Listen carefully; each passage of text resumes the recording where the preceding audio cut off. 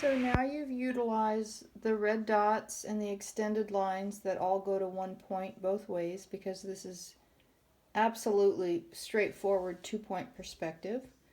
Um, Many things have vanishing points even if they're organic shapes, so you always want to analyze the structure. Even rounded things are geometric. Like if you had something like that, like a jelly bean or a ball in your picture, and another ball next to it, it still has those laws of vanishing points. So it would be crazy not to use that as a resource. So we're using everything we can to get an accurate drawing. Artists use every tool they have to make it look good because it's hard to draw. It's really, really hard. It's intimidating, and we want to make sure we are incorporating not just the grid, not just gesture, not just extended lines, everything we can. Colored pencils, all of these tricks, to help it work.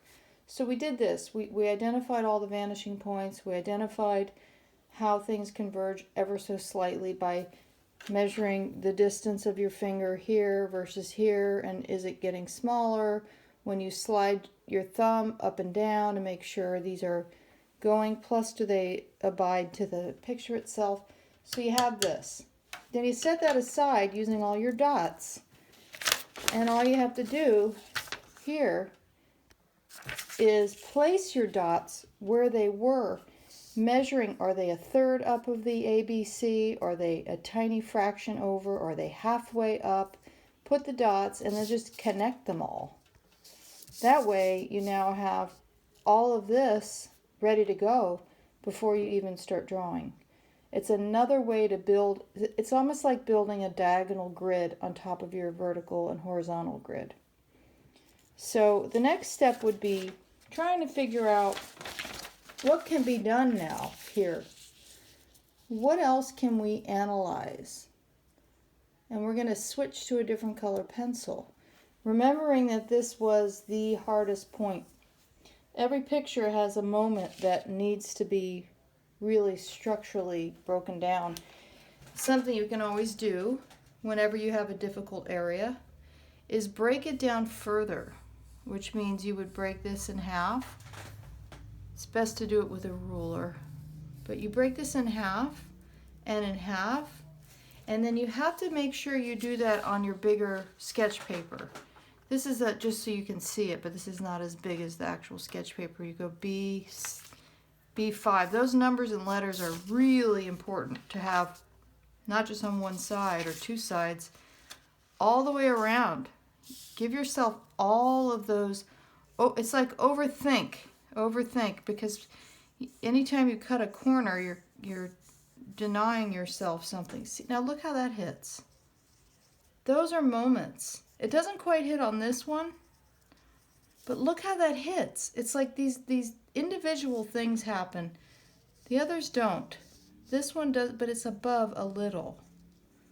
So you want to really get nitpicky. This particular area is something you could really just spend some time with, because you have this and you have this. And now I can put a point here. I'm going to go green.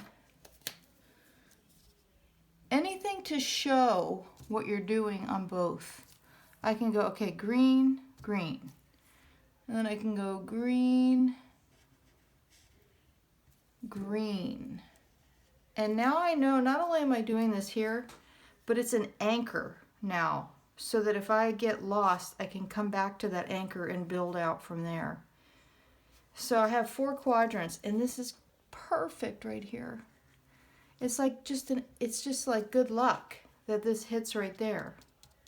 Because now I know if I draw my lid and I see any negative space in here, I've done something wrong. See how there's really none. I mean, if anything, a fleck. But if you have to lean over and squint, odds are there's not much in there. But look, it's like a mental note, because this is a relationship. It's like getting to know this thing. It takes time, but it's worth it, because it's like you alone are having this relationship. When I demo on students' paintings or drawings, I have to work on them for quite some time before I go, oh. And then I have a relationship with that person's image and their picture.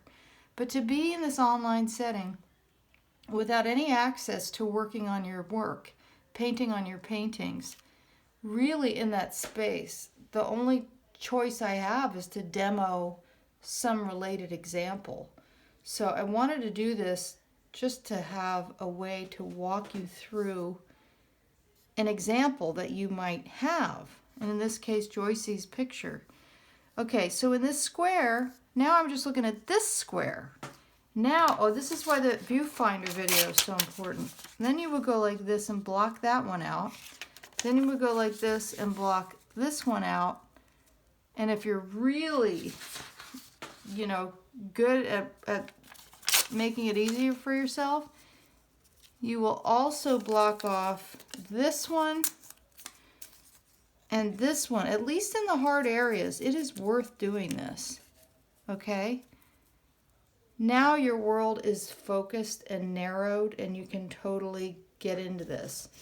You would do the same thing here. Now, if you have the viewfinder, you don't have to grab all this stuff like I'm doing right now, but you would need to block off that. You'd need to block off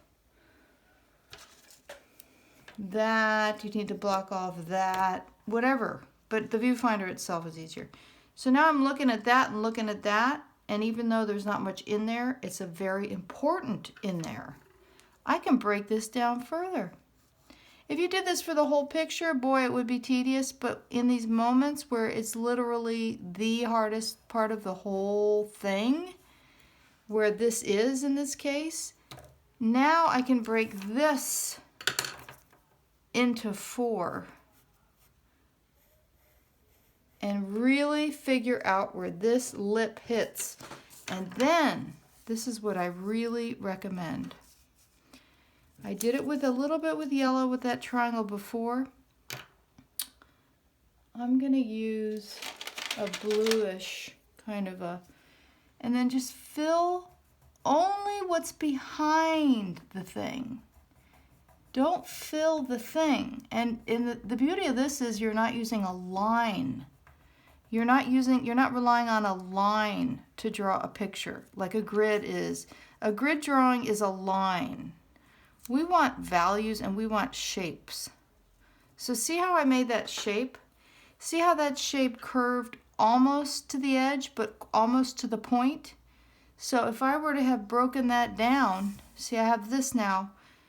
If I were to now pull this away and look at the 4 quadrants and look at that and go down here and fill the blue exactly as I did there, same color, that gives me major information about the ellipse. So I don't have to panic about how do I draw ellipses, are they symmetrical, la la la. This isn't symmetrical. This thing is leaning, there's lights and shadows, it's subtle, it's spontaneous. You can't render something like this with the traditional. I mean, yeah, there's a trajectory that we'll get to, but it's not perfectly upright. It's a leaning thing. So this is why these things, this will be how you'll get accuracy.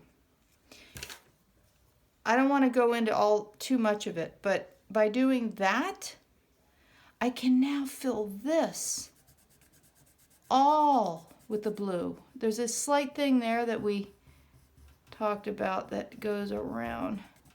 But if you can kind of refrain from worrying about where this ends up and just focus on this particular square that I broke into 4 and then I broke that into 4 again, it's worth doing for these areas because I mentioned that this is the primary, that's secondary. And those are the spots where you really want to imagine this being the big paper, the big 14 by 20. Then I can go like this. And now I know that's an anchor right there, especially because I'm filling all of this for that. That's a technique you can do anywhere, but you can tell how much softness and blending is in here. This is a great opportunity for wet and wet, for loose, for Oh, there's so many techniques, but in here, where it's defined, we got to make sure things are where they go. And rather than continuing in here and doing all this stuff right now, I think that that's enough for you to really play with these, the dots, and breaking down the hard ones into 4. There's so much more here, but I'm 10 minutes in. I think I'm going to let this go. But just something to think about before you set this aside. Take a pencil, place it in the center of these 2 bottles, and ask yourself where the center axis is. Normally these things are vertically perfectly up and down in all of my examples because they're ellipses, but you're dealing with an angular situation, so it's really about finding the center axis. It's not going to fall right on one of your grid lines because then you have more than the other. Think about it's very subtle, this one in particular, very subtle. Where it's like pretending you could stick a pencil in the jar, stick it in there, and then stick it down in the liquid and see. This one's trickier because you don't see the edge, but see this? See that piece? That piece is your window. That piece is your gift, which makes me even happier that we cropped here because, that we extended here and didn't pretend we knew what was here, because look how this tells you something. You never want to draw what you can't see, but that's just a little info as to how this slant is slightly more pronounced than this, and yet this is not like that. It couldn't be, because when you center it, these ellipses are not at the same height. There's a slight, very slight center axis shift. Unusual. And then look at this one. This one's straight up. This could be because of the photograph. This could be for aesthetic effect of the photograph. It's a cascading that I believe is trying to be deliberately created. Because you've got this one as it should be. And then you've got this one coming this way. So you've got boom, boom, boom. Not in relation to a traditional ellipse. We're going to do something similar to this that we did with a linear perspective, finding the base in the center so that you have these stacked things placed gesturally so that your bottles are organically accurate around those.